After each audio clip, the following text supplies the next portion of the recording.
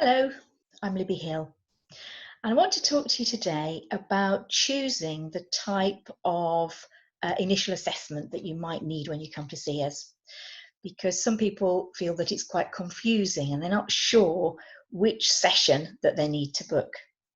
So let me share my screen and then I can tell you all about it. So if we look at the initial assessment report, we always start this with an introduction, and we'd say something like, Mrs. Smith wanted an initial assessment of Bobby's speech, language and communication abilities and needs. This report has been written for that purpose and not for statutory or legal reasons. So you can't use this one for an educational healthcare plan. We allocate an hour and a half for the assessment and a further an hour and a half for the report. The report flows so that all aspects are covered. So we look at attention, listening, verbal comprehension, expressive language, and we will be looking at social skills and interaction as part of this assessment. So it informs us where to go next and what your child needs. It's comprehensive. We're proud of these reports, and they're great to share with school and nursery.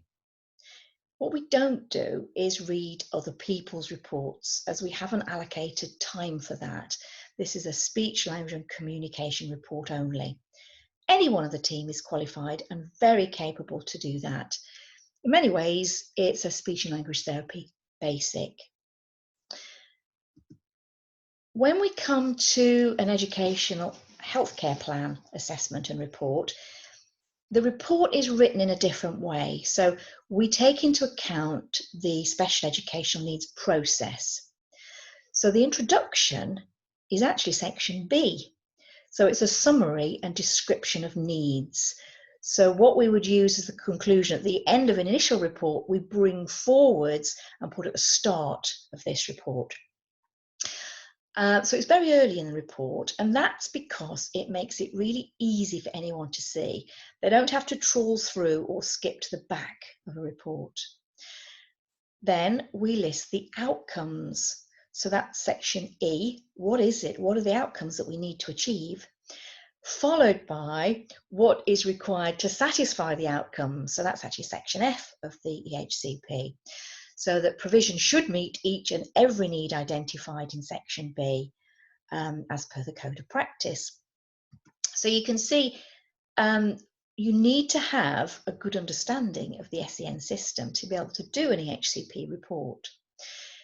Once we've done what we need for the educational healthcare plan report, then we have a section 2. And in section 2, each area is then detailed. So what we looked at, how we looked at it, why we looked at it, and how the child did. Because at the end of the day, although you want it as an educational healthcare plan assessment, you actually really need to know what's going on. So it needs to give you a really good understanding of your child and what their speech, language, and communication needs are.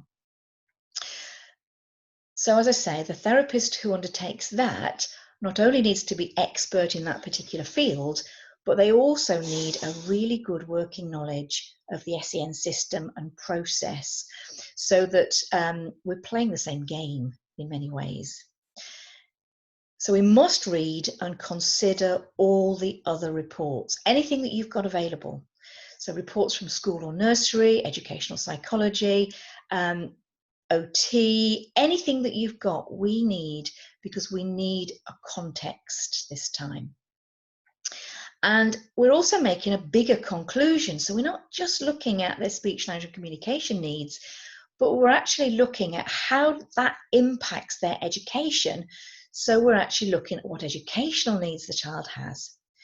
So for this, we allocate 2 hours for the assessment, an hour to read, collate what we need from the reports, and then we need at least 4 to be able to write the report. A tribunal report builds upon this.